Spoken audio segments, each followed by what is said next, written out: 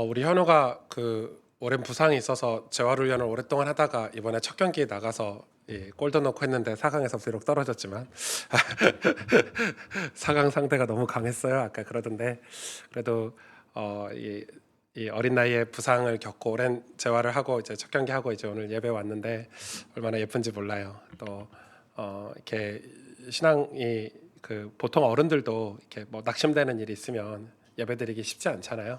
그런데 4강 떨어져서 오늘 예배 올 수 있었어요. 이렇게 얘기를 하더라고요. 그래서 예배 때 잘 안 왔으면 좋겠어요. 결승도 가고. 네, 하여튼 축하하고 또 복귀해서 너무 감사한 마음 또 여러분하고 좀 나누고 싶었습니다. 우리 귀한 청소년이니까 기도해 주시면 좋겠네요. 오늘 에베소서 5장 8절에서 14절 말씀입니다. 지금 에베소서를 살펴보고 있습니다. 제가 대신 봉독할게요. 너희가 전에는 어둠이었더니 이제는 주 안에서 빛이라. 빛의 자녀들처럼 행하라. 빛의 열매는 모든 착함과 의로움과 진실함에 있느니라. 주를 기쁘시게 할 것이 무엇인가 시험하여 보라. 너희는 열매 없는 어둠의 일에 참여하지 말고 도리어 책망하라. 그들이 은밀히 행하는 것들은 말하기도 부끄러운 것들이라. 그러나 책망을 받는 모든 것은 빛으로 말미암아 드러나나니 드러나는 것마다 빛이니라. 그러므로 이르시기를 잠자는 자여 깨어서 죽은 자들 가운데서 일어나라. 그리스도께서 너에게 비추이시리라 하셨느니라. 아멘. 제가 그 좋아하는 신학교 교수님들이 몇 분 계시는데 그 중에 한 분이 이제 제가 그분에게 공부를 배우질 못했어요. 고신 이 고려 신학대학원에서 교유학 교수님, 지금 은퇴하셨죠. 2019년도에 은퇴하셨는데 유해무 교수님이라고 계시는데 제가 아마 광주에서 저하고 같이 신앙생활 했던 분들은 제가 청소년들에게 유해무 교수님 책을 여러 권 추천을 많이 했던 기억이 나실 거예요. 아주 좋은 분이고 제가 그분을 이렇게 만나 뵙게 됐어요. 만나 뵙게 됐고 이 설교에 관해서 제가 조언을 조금 구했어요. 설교에 대해서 이렇게 얘기를 하시더라고요. 원래 목회자들이 큐티를 해서 설교를 하는 거는 틀린 거다. 왜냐하면 큐티는 성도의 영역이다. 말씀을 묵상하고 적용하는 것은 성도의 영역이다. 그러면 사실 이 성경은 성경 자체가 설교다. 그래서 예전에는 초기 기독교 때는 그냥 성경을 낭독해 준 거죠. 모세오경을 낭독해 주고 그러면 목회자들은 어떤 역할을 했냐. 모세 이 성경을 낭독해 주고 나서는 이 성경을 일반 성도들이 이해하기가 어려우니까 이 성경의 의미, 이 성경의 본 뜻, 또 하나님의 의도 이런 거를 설명해 주는 게 설교죠. 그 설교가 이렇게 발전이 돼서 오늘날 이렇게 온 겁니다. 그러니까 여러분, 그래서 이제 목회자들은 이 원어, 이 본문을 굉장히 충실하게 설교를 준비를 해야 되고 이 본문이 어떤 의미로 여러분한테 전달이 되는지 그리고 원어를 그러면 살펴보지 않을 수 없고 그 당시의 문화나 그 당시의 배경을 살펴보지 않을 수가 없겠죠. 그렇기 때문에 여러분 이 설교라는 것은 그런 의미에서 여러분이 말씀을 묵상할 수 있도록 돕는 그런 어떤 이 위치에 있다는 걸 여러분이 반드시 아셔야 합니다. 이건 굉장히 중요한 거예요. 그래서 여러분이 성경을 읽고 묵상할 수 있도록 돕는 역할을 하기 때문에 여러분이 큐티는 목사가 하는 게 아니에요. 성도가 하는 거고 또 그런 역할을 하는 거라고 생각이 됩니다.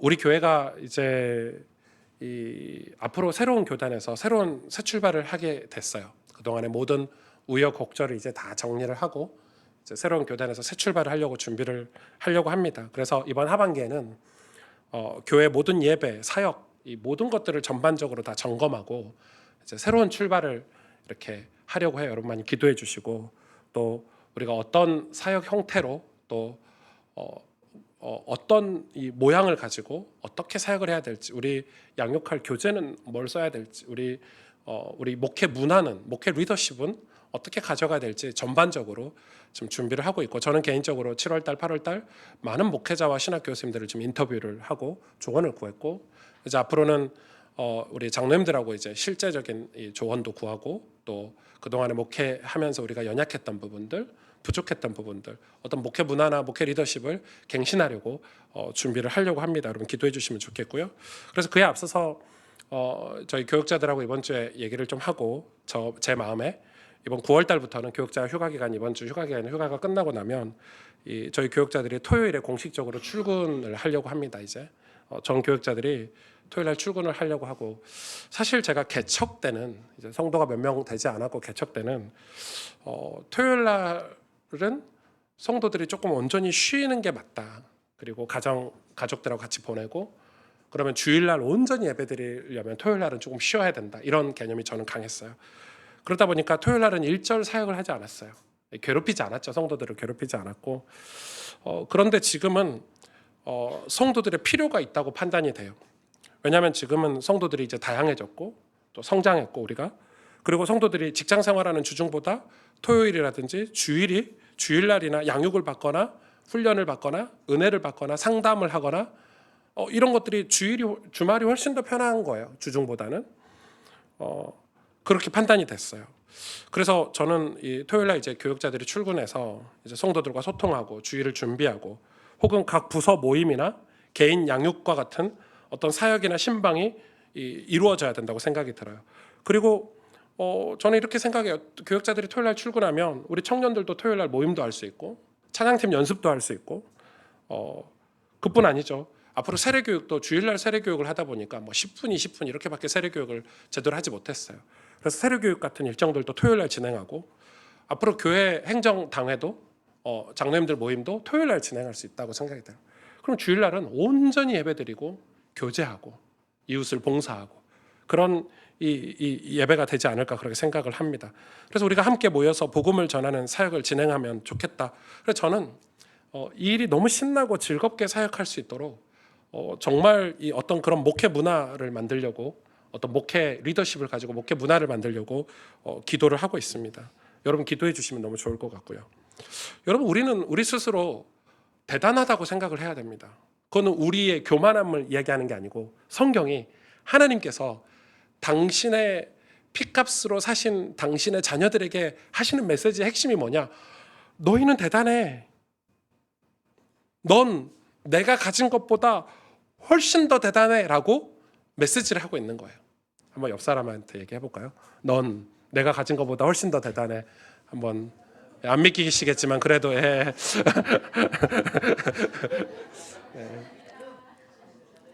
네. 이건 스스로에게 매우 중요하다고 저는 생각해요. 왜냐하면 하나님께서 저와 여러분을 그렇게 사랑하셨고, 그 사랑으로 우리를 구체적으로 그 사랑을 행하셨는데 우리를 어둠에서 불러내어 빛이 되게 하셨어요. 그리고 오늘 본문에도 뭐라고 얘기하냐면, 너희가 전에는 어둠이었더니 이제는 주 안에서 빛이다 이렇게 얘기해요. 그냥 빛이라고 얘기합니까? 빛의 자녀들처럼 행하라 이렇게 얘기해요. 그러니까 우리 보고 빛이라고 얘기하시는 거, 우리가 빛이 될 수 있나요 감히? 근데 우리 신앙생활 보면 맨날 연약하고 부족하고 뭐 우리는 안 되고 할 수 없고 내 배경은 이렇고 내 상처는 이렇고 이렇게 얘기하지만, 성경은 아니야. 내가 너를 어둠에서 건졌어. 너는 빛이야. 넌 내 백성이야. 하나님의 능력과 권능을 물려받을 수 있는, 기업으로 받을 수 있는 엄청난 존재야라고 우리에게 얘기하는 거예요. 심지어 우리 베드로는 그런 얘기, 우리 보고 왕 같은 제사장이래요. 거룩한 나라래요. 골로새서 1장 13절에서 14절에 이렇게 말씀하고 있어요. 그가 우리를 흑암의 권세에서 건져내사 그의 사랑의 아들의 나라로 옮기셨으니, 그 뒤에가 중요하죠. 그 아들 안에서, 예수 그리스도 안에서 우리가 속량 곧 죄사함을 얻었도다 이렇게 말하고 있어요. 그게 무슨 말이에요? 하나님이 우리를 흑암의 권세에서 건져서 하나님 나라의 그 당신의 아들인 예수 그리스도의 나라를 우리를 옮겨버리셨대요. 그냥 당신이 강제로 옮겨버리셨대요. 근데 여기서 확인할 게 있어요. 여기서 흑암이라고 그냥 하지 않고 흑암의 권세라고 하죠. 이 권세라고 하는 것은 원어에 보니까 원어의 원뜻은 강력한 결속력을 뜻해요. 여러분, 이 권세라는 단어는 강력한 결속력이 포함된, 내포된 단어예요. 근데 이 강력한 결속력이 무엇입니까? 우리 말하면 독재자가 권세를 가지고 있어요. 뭐 북한의 김정은이 권세를 가지고 있어요. 그럼 어떻게 되죠? 그 백성들을 강력한 결속력을 가지고 이렇게 하고 있죠. 뭐 이단 사이비들이 권세를 가지고 있다 이러면은 성도들을 온갖 미혹해가지고 온갖 이 사상과 이념을 심어줘서 결속력을 가지게 해버리잖아요. 그게 권세거든요. 흑암의 권세. 그 말은 무슨 말이에요? 우리 스스로 절대 벗어날 수 없는 게 흑암이에요. 우리는 벗어났다고 생각하지만 벗어나지 못한 사람들이 대다수예요. 그런 저와 여러분을 사랑의 아들의 나라로, 당신이 사랑하시는 예수 그리스도의 나라로 우리를 옮기셨대요. 우리의 죄가 사함을 얻었대요. 심지어 이렇게 말씀하고 계시죠. 옮겼다, 얻었다 하면 우리가 한 것이 아니라 하나님께서 건지시고, 하나님께서 옮기시고, 하나님께서 우리에게 얻게 하셨다라는 거예요. 우리에게 주셨다라는 거예요. 우리에게 주셨대요.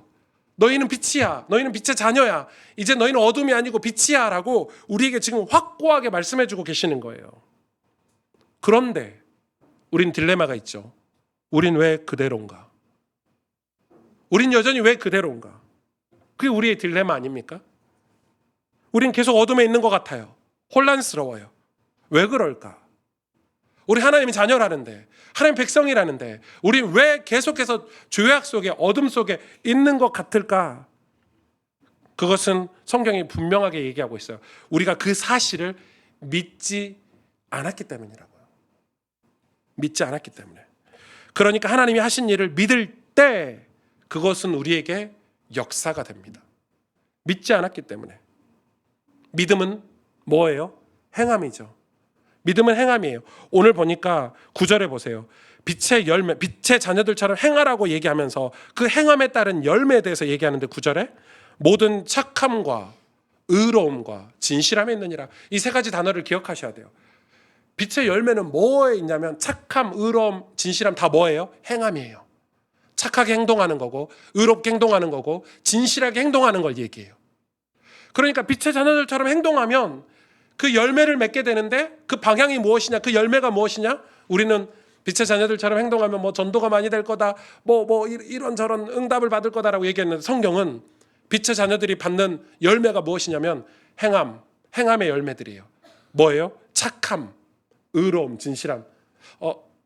매력이 없나요? 착한 게? 의롭고 진실한 게 별로 여러분에게 이렇게 막 와닿지 않죠? 돈을 좀 주시면 좋겠는데 좀 이렇게 주면 좋겠는데, 내 아들들이 잘 되면 좋겠, 내 자식들이 잘 되면 좋겠지. 근데 보세요, 이게 보통 게 아니에요. 보통 얘기가 아니에요. 그래서 사도 바울은 권면해요. 뭐라고 권면하냐면 착함, 의로움, 진실함을 열매 맺을 수 있는 믿음을 어떻게 행할 수 있는가에 대해서 얘기를 해요. 10절 보세요. 주를 기쁘시게 할 것이 무엇인가 시험하여 보라. 시험해 보래요. 하나님을 기쁘시게 할 것. 그 말은 하나님을 기쁘게 하면 된다는 거잖아요. 자, 그 다음 또 볼까요? 11절 12절에 너희는 열매 없는 어둠의 일에 참여하지 말고 도리어 책망하래요.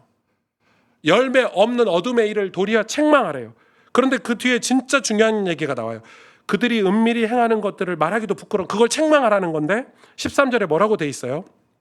그러나 책망을 받은 모든 것은 빛으로 말미암아 드러나나니 드러나는 것마다 빛이니라, 이렇게 얘기하고 있어요. 우리가 이 어둠 속에서 이 의롭지 못하고 착하지 못하고 이 어둠 속에서 은밀하게 죄를 짓고 있는 것들을 빛으로 드러내면 그게 행함이라는 거예요. 그게 믿음이라는 거예요. 그걸 드러내면, 빛에 드러나면 이거는 뭐가 되냐고요? 빛이 된다는 거예요. 여러분 이해가 되세요? 이번 주에 한 청년이 찾아왔는데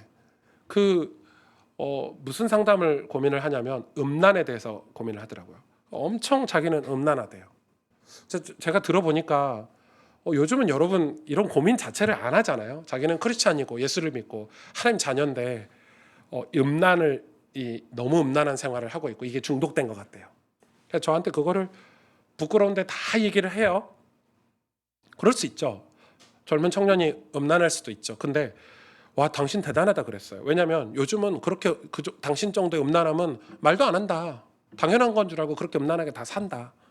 그냥 교회 가고 음란하고 교회 가고 음란하고 다 그렇게 산다. 근데 당신은 지금 그게 갈등이 되고 고민이 되면 성령께서 당신 마음에 지금 역사하고 계신 것 같다라고 얘기하면서, 근데 좀 심각했거든요. 하면서 그 음란을 어떻게 벗어날 수 있냐?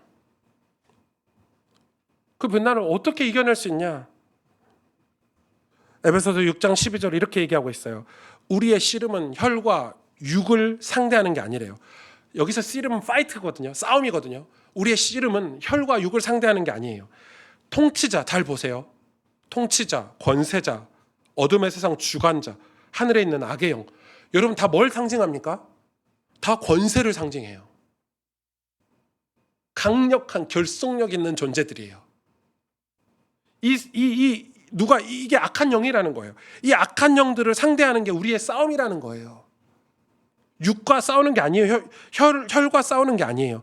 마태복음, 근데 이 싸움에 대해서 어떻게 얘기하고 계시냐면, 예수님은 마태복음 18장 15절에 17절에 세 가지 얘기를 하고 계세요. 첫째는 뭐냐면, 형제가 죄를 범할 때 그 사람에게 은밀히 찾아가서 권고하래요. 상대를 권고하래요. 그러면서 그 은밀한 죄에 대해서 권고했을 때 만약에 들었으면, 그 상대가 그걸 받아들이면, 충고를 받아들이면 그 형제를 네가 얻은 거라고 얘기해요. 저 어제 그 청년에게 그 이야기, 이 본문 읽어줬거든요. 두 번째는, 근데 그 사람이 그걸 안 들어. 그러면은 두세 사람을 데리고 가서 당신의 죄에 대해서 이 두세 사람의 입으로 확증하게 하라는 거예요. 이건 뭘 뜻하죠? 이제 공동체를 보호하는 거예요. 이 사람 때문에 공동체가 물들지 않도록 보호하는 거예요. 세 번째는 무서운 얘기예요. 1단계, 2단계 하나님 기회를 주셨잖아요. 3단계 보세요. 그들의 말도 이 여러 사람이 가서 얘기했는데도 듣지 않거든. 교회에 말하고 교회 말도 듣지 않거든. 이방인과 세리와 같이 여기래요. 그건 못 받은 사람처럼 여기라는 거예요. 이게 그냥 이렇게 들으면 되게 기분 나쁜 메시지 같지만, 마태복음 5장 16절 보세요. 이같이 너희 빛이 사람 앞에서 비치게 하여 그들로 너희 착한 행실을 보고. 여러분, 우리가 구원받아서 변화되는데 성경이 이야기하는 것은 빛이 비치는데, 빛이 비치면 우리는 어떤 열매를 맺냐면 착한 행실을 열매로 맺는데요. 그 착한 행실 때문에 사람들이 하나님께 영광을 돌린대요. 이게 여기서만 끝난 게 아니에요. 사도행전 11장 24절 바나바라는 인물에 대해서 나오는데, 이 바나바는 사도 바울과 양대 산맥이에요. 성경에 사도 바울을 조명해서 그렇지 사도 바울 못지않게 전도자로 활약했던 사람이에요. 이 바나바에 대해서 사도행전은 이렇게 밝히고 있어요. 바나바는 착한 사람이에요. 그 다음에 성령과 믿음이 충만한 사람이라고 얘기해요. 착한 사람이에요. 그리고 성령과 믿음이 충만해서 이에 큰 무리가 주께 더하더라. 주님께 더하더라. 내가 착한 사람이기 때문에 내 주변에 있는 많은 무리들이 주님께 돌아올 수 있었다라고 지금 이 설명에도 무방하겠죠. 데살로니가 전서 5장 21절에 범사에 헤아려 좋은 것을 취하라고 얘기해요. 22절은 제가 보여지지 않겠지만 뭐라고 하죠? 악은 모양이라도 버리래요. 범사에 헤아려 좋은 것을 취하래요. 우리 보고 범사에, 하나님 자녀인 저와 여러분이 좋은 것을 취하래요. 그게 하나님 백성이 빛의 자녀들로 살아가는 행함이라고 성경은 얘기하고 있어요. 갈라디아서 6장 1절에는 이렇게 말씀하고 있어요. 형제들아, 만일 사람이 만일 무슨 범죄한 일이 드러나거든 신령한 너희는 온유한 심령으로 그러한 자를 바로잡고 가서 바로 잡으라는 거예요. 그런데 뒤에 말씀이 핵심이죠. 너 자신을 살펴보아 너희도 시험을 받을까 두려워하라. 내 자신을 지키라는 거죠. 저는 이게 우리가 이 성령과 믿음이 충만하고 착한 사람이 된다는 것이 얼마나 중요하다는 것을 성경을 통해서 확인하고 있습니다. 여러분, 우리가 흔히 빛의 자녀들이라고 하면, 빛이라고 하면 이 빛 이러면은 막 거룩하게 목소리 이런 거 같고 막 뭔가 이 어떤 영적인 뭔가가 있는 것 같지만, 성경은 빛의 자녀들이라고 빛이라고 하면 착함과 믿음을 가진 사람이라고 분명히 얘기합니다. 착함이라고 얘기합니다. 그러니까 그런 사람들이, 착한 사람들이, 믿음을 가진 사람들이 공동체의 문화를 바꾸는 리더가 될 거라고 얘기를 합니다. 여러분 생각해 보십시오. 여러분 가정에서도 착한 사람이, 그리고 믿음과 성령에 충만한 사람이 가정의 문화를 바꾸지 않습니까? 여러분 가정 중에 예수를 믿고 착한 사람이 희생하고 헌신하고 섬기고 도와서 가정의 문화를 바꾸죠. 세상도 마찬가지입니다. 성경은 끊임없이 말과 행동 그리고 공동체를 섬기는 성품, 여러분 성령의 8가지 열매도 전부 하나님의 성품을 이야기하는데 다 착함을 근거한 내용들입니다. 온유함, 인내, 자비, 다 착함입니다. 그런데 요즘 그리스도인들이 착합니까? 예수님이 선한 사마리아인에 관한 우리에게 그 사건을 조명해 주셨죠. 얼마나 못돼 처먹었는지 그 당시 이 유대인들이 하나님 믿는 사람들이 얼마나 정죄하고 이간질하고 손가락질하고 사마리아 땅에는 들어가지도 않고 죄인이라고 손가락질하고 길거리에 나앉아 고통당하고 있는데 저거 하나님께 죄지어서 벌받아서 저런다면서. 그게 요즘 한국교회 교회 모습 아닌가요? 우리의 모습 아닌가요? 착한가요, 우리가? 안 착하잖아요. 우리가 선한가요?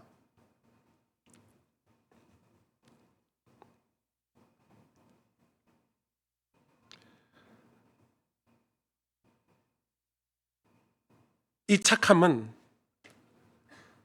우리가 세상에서 어둠을 이기고 승리할 수 있는 그리스도인의 강력한 무기입니다. 영적인 거예요, 착함은. 완전 영적인 거예요. 에베소서 5장 14절 오늘 본문에 그러므로는 에베소서 5장만 받아주는 게 아니고 에베소서 1장부터 5장 13절까지 모든 본문을 받아주는 그러므로입니다. 엄청 중요한 거죠. 왜냐하면 이 뒤로는 그 5장 하반절이나 6장은 이제 적용하는 메시지거든요. 아내와 남편, 자녀와 부모, 실제 이 말씀을 적용하는 거고, 이 그러므로는 앞에 모든 에베소서의 설교를 다 받아주는 겁니다. 그러므로 이르시기를 잠자는 자여 깨어서 죽은 자들 가운데 일어나라. 그리스도께서 너에게 비추이시리라 하셨느니라. 아멘. 그런데 사도 바울이 이 본문을 이 5장 14절을 어디서 갖다 썼는지가 중요하잖아요. 이 본문은 잠자는 자에 깨어서 죽은 자들 가운데 일어나라 그리스도께서 내게 비추시리라 이 힘찬 구절은 아마도 이 세례 예식에서 불렀을 고대 기독교 찬송가에서 온 거라고 많은 신학자들이 추측을 해요. 이게 세례 예식 때 부르는 찬송가에서 이 내용을 지금 사도 바울이 썼다는 거예요. 여러분, 사도 바울 서신서는 근거 없이 쓴 이 서신서가 단 하나도 없습니다. 구약을 근거했든지 어떤 역사적인 배경을 반드시 근거하는데, 오늘 이 잠자는 자여 깨어서 죽은 자들 가운데 일어나라 이 메시지는, 이 강력한 메시지는 이 고대에서 이 세례 예식, 침례 예식 때 불렸던 찬송가라는 것입니다. 이 찬송가는 그래서 세례와 밀접한 연관이 있을 것으로 추측을 하는데, 세례받은 성인이 그 당시 세례는 어떻게 세례를 받았죠? 물속에 완전 들어갔거든요. 성령 충만을 경험하기 위해서. 요즘 침례교에서는 그렇게 하죠. 우리처럼 물만 뿌리는 게 아니라 완전히 예수님을 믿는 사람이 물속에 온 몸이 다 들어갔다 나오는 거를 이제 세례라고 하는데, 이 새신자가 예수님을 믿고 이 공동체 안에 들어와서 세례를 받는데 물속에 완전히 들어갔다 나올 때 성도들이 주변에 딱 둘러섭니다. 그러면서 물속에 들어갔다 나왔을 때 이렇게 불러준다고 해요.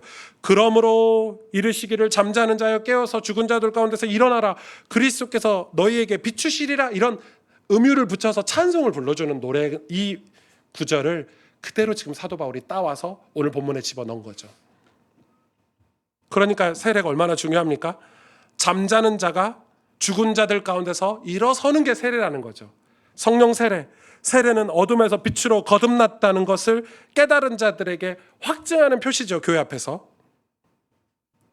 하나님 나라의 복음으로 양육받아서 내가 이제 더 이상 죽은 자가 아니고, 내가 더 이상 어둠 속에 있는 자가 아니고, 나는 이제 빛의 자녀구나, 난 하나님의 자녀구나라고 그 축복을 세례받은 자들에게 성도들이 했다는 거예요. 이 본문 말씀으로. 이 말씀이 거기서 따왔다는 거예요.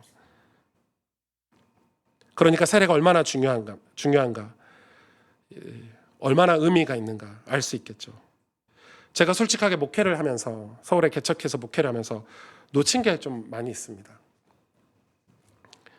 저는 원래, 저의 그 과거를 아시는 분들은 아시겠지만, 저는 원래 진짜 은혜를 사모하던 사람이었어요.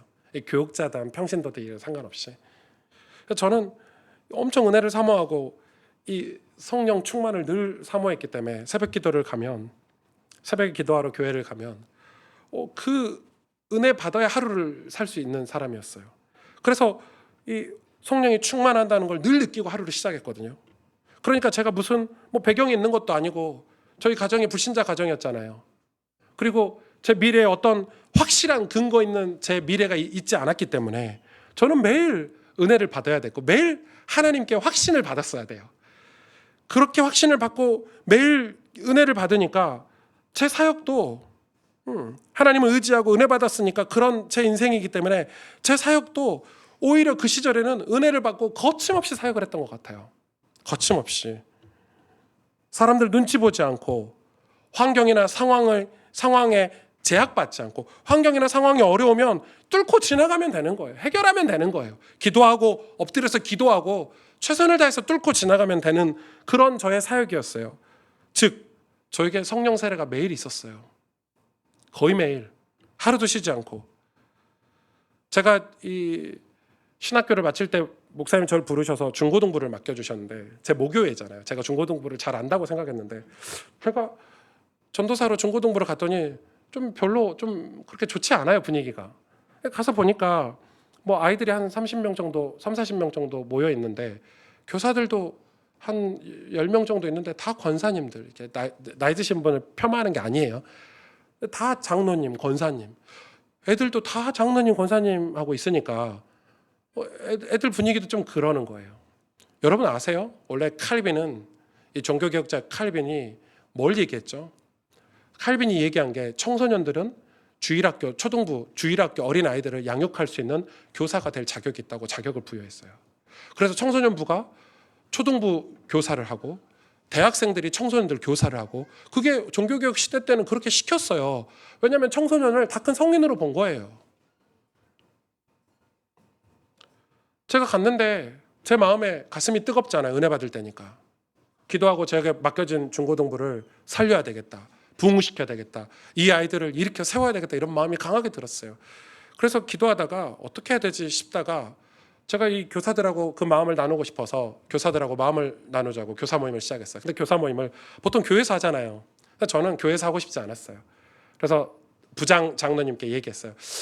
장로님 집을 좀 내놓으시죠. 그래서 장로님 집에 가서 교사들하고, 왜냐하면 교회에서 무슨 모임하고 있으면 오전도사 빨리 와봐. 장로님 무슨 회의 있어 빨리 와봐. 모임이 안 돼요. 그래서 장로님 집에 사역 다 끝내놓고 밤 9시 10시에 집에 갔어요. 그래서 장로님 집에서 이 청소년부 사역에 관해서 같이 말씀을 나누고 교사들에게 메시지를 주고 기도하고 우리 아이들 한 명 한 명을 어떻게 살릴까 한 명 한 명 다 의논을 했어요. 정말 그렇게 했어요. 그렇게 하고 제가 보니까 이 아이들이 많이 모여야 되는데 왜 이렇게 그래서 이제 교사들을 더 모집을 해야 되겠다 생각해서 교회에서 제 눈에 띄는 대학생들, 제 눈에 띄는 청년들, 그래서 무조건 넌 청소년부 교사가 너의 사명이야.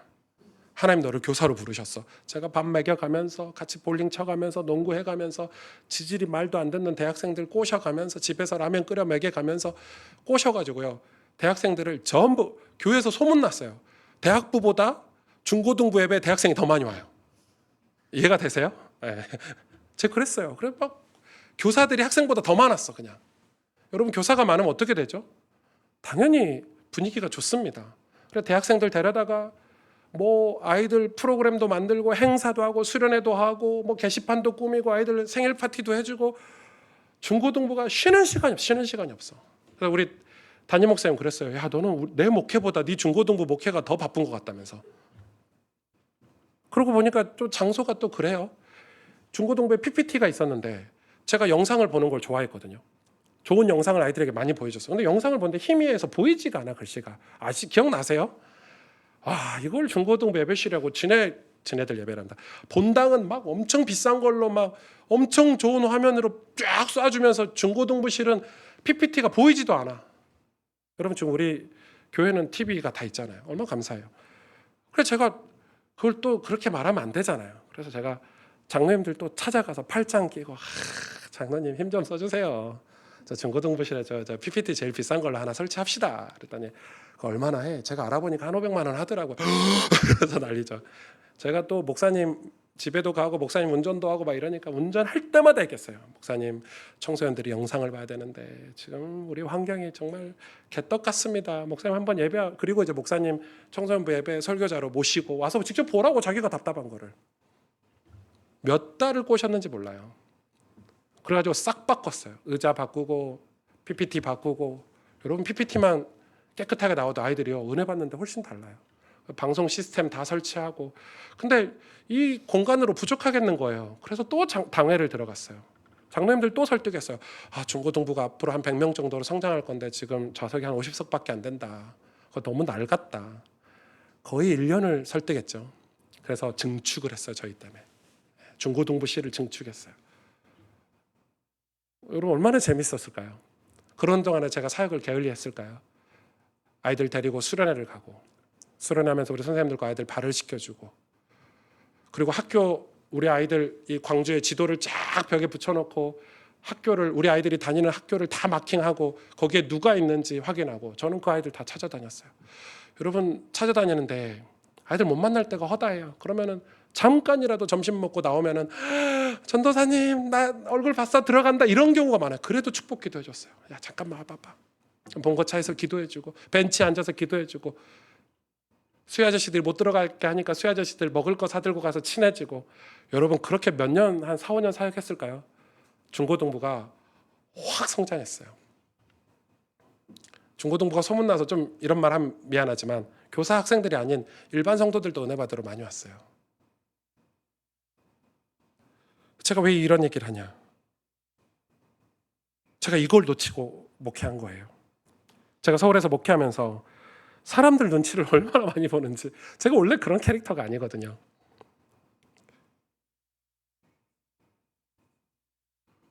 주의 은혜로 성령 세례를 받아서 충만한 상태에서 제가 정말 영혼을 살리는데, 한 영혼을 살리는데 제 온 인생을 다 들여서 사역하면 되는 거잖아요, 사실. 그럼 나머지는 다 채워주시는 거잖아요. 장로님들이 채워주시고 축복해주시고 먹여주시고 입혀주시고 다 할 텐데. 이번에 오재경 목사께서 저에게 그러더라고요. 제가 이런 얘기를 쭉 했더니 오 목사가 다 좋은데 보니까 좀 우유부단하네 저보고. 목사는 성도를 위해서라면 강인한 리더십을 가져야 돼 이러더라고요. 강인한 리더십. 성도를 위해서. 좋은 목사가 되려고 하지 말고, 특히 교육자들에게 좋은 목사가 되지 말래요. 영혼을 살리는 목사가 돼야 된다고. 그러고 보니 제가 그걸 놓쳤던 것 같아요. 사실 우리 장로님들도 영혼이잖아요. 우리 권사님들도 영혼이고, 근데 저는 장로님을 그냥 장로님으로 봤어요. 권사님을 권사님으로 본 거예요. 그래서 장로님들은 당연히 스스로 신앙생활 잘할 거라고 생각해 버린 거예요. 그냥 권사님은 알아서 잘한다고 생각해 버린 거예요. 저는 우리 교육자들 알아서 신앙생활 잘한다고 생각했어요. 오재경 목사가 그러더라고요. 나는 매년 교육자 수련회를 한다는 거예요. 왜냐하면 교육자가 제일 중요하대. 제일 사각지대래요.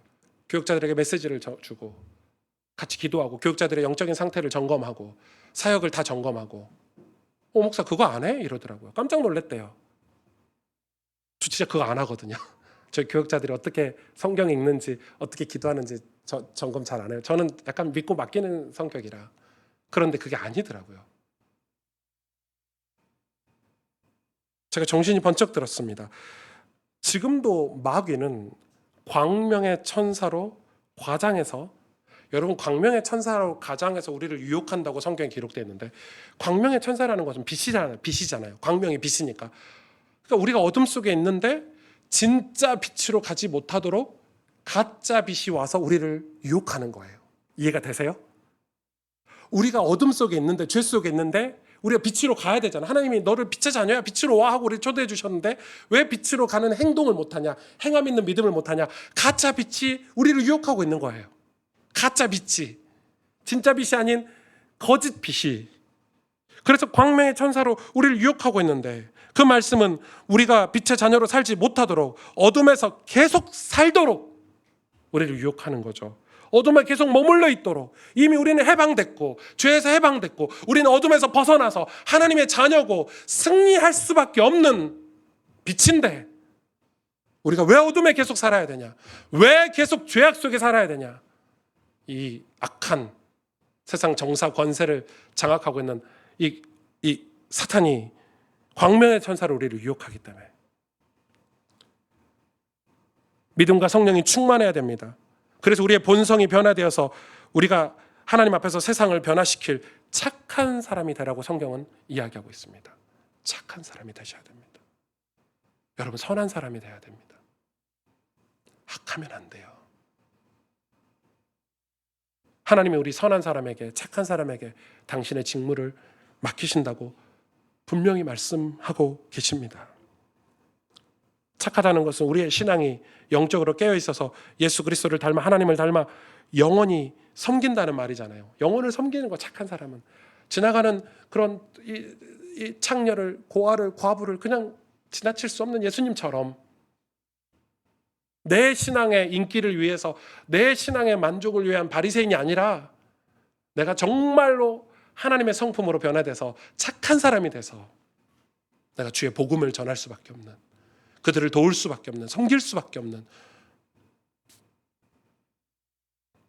그걸 하지 않는다면 우리의 신앙이 온전한가 생각해 봐야 됩니다. 착하다는 것은 그런 의미가 있습니다. 신앙이 우리의 신앙이 깨어 있다는 것입니다. 하나님은 분명 여러분을 축복하시려고, 더 나아가서 여러분을 사용하시려고 구원하셨습니다. 저를 사용하시려고 하나님 구원하셨습니다. 그걸 믿으십니까? 아멘. 믿으시죠? 우리의 한 가지 소망은 하나님께 쓰임 받는 것입니다. 영혼 구원을 위해서, 하나님 나라의 복음을 위해서. 그 일을 제가 가진 것보다 더 귀하게 하나님이 사용하신다고 하셨습니다. 이 말씀을 하고 맺으려고 합니다. 시편 144편의 다윗은 전쟁에서 승리한 사건에 관한 노래를 부르죠. 엄청나게 승리했습니다. 다윗이 왕이 돼서 전쟁 때마다 다 승리했습니다.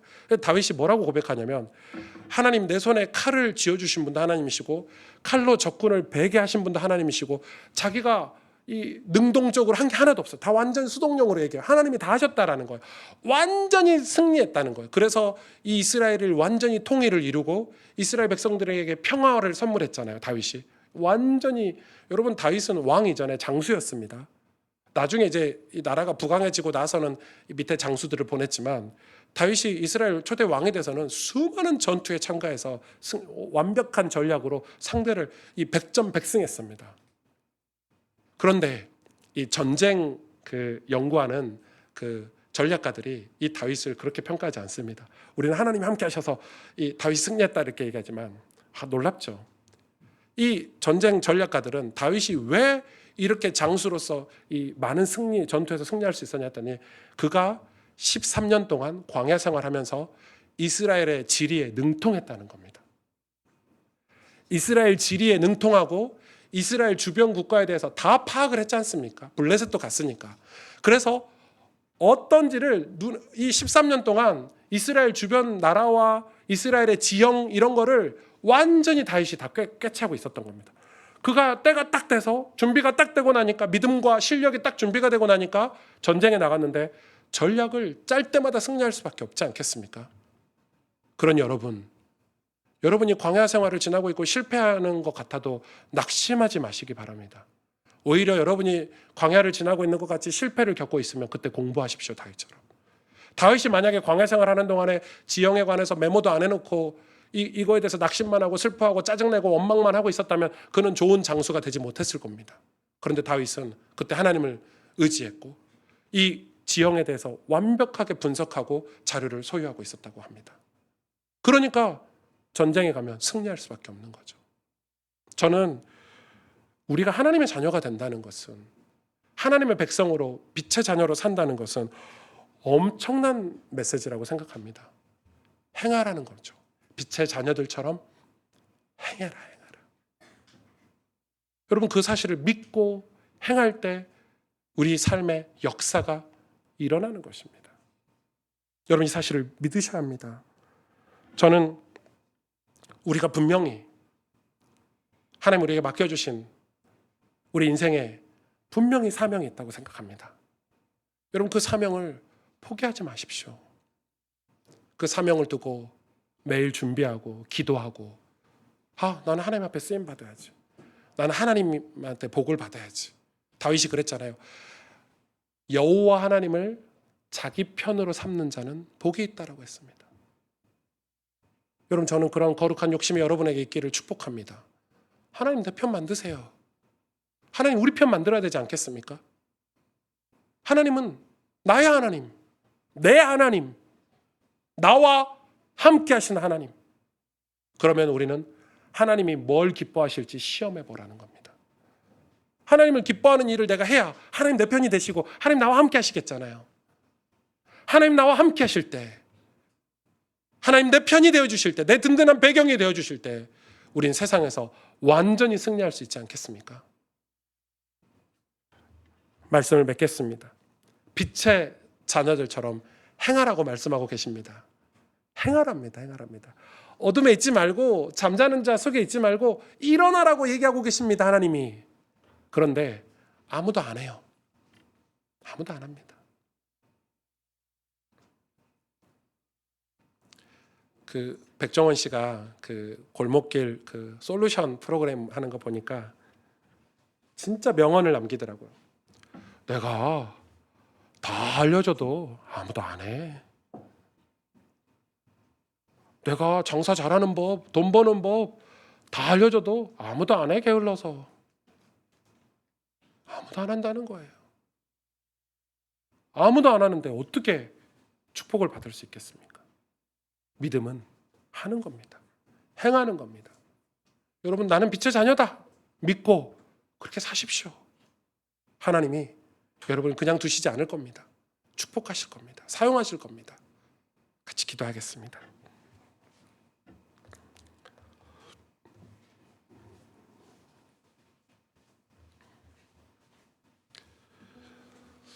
오늘 말씀은 굉장히 중요하죠. 잠자는 자여 깨어서 죽은 자들 가운데서 일어나라 이렇게 얘기하고 계십니다. 그리스도께서 우리를 비추고 계시기 때문에 지금도 하나님은 저와 여러분에게 빛을 비추고 계십니다. 그런데 잠을 자고 있어요. 죽어 있어요. 아니, 죽은 자들과 함께 나도 죽은 자처럼 살고 있는 거예요. 하나님의 백성들이, 교회가 죽은 자처럼 죽은 자들 가운데 그냥 있는 거예요. 우리는 아닌데 죽은 자가. 우린 구원받은 자인데, 우린 살아있는 생명 있는 자인데. 그래서 그들과 함께 하지 말래요. 전에는 어둠이었던 이제는 주 안에서 너희가 빛이라, 빛의 자녀들처럼 행하라 이렇게 말씀하고 계십니다. 주를 기쁘시게 할 것이 무엇인가 시험하여서 하나님이 내 편이 되기를, 하나님이 나의 편이 되기를, 하나님 내 배경이 되기를, 하나님이 나의 하나님이 되기를, 이 시간 우리 간절히 말씀을 기억하면서 하나님 앞에 간절히 기도하도록 하겠습니다. 기도하겠습니다. 하나님 아버지,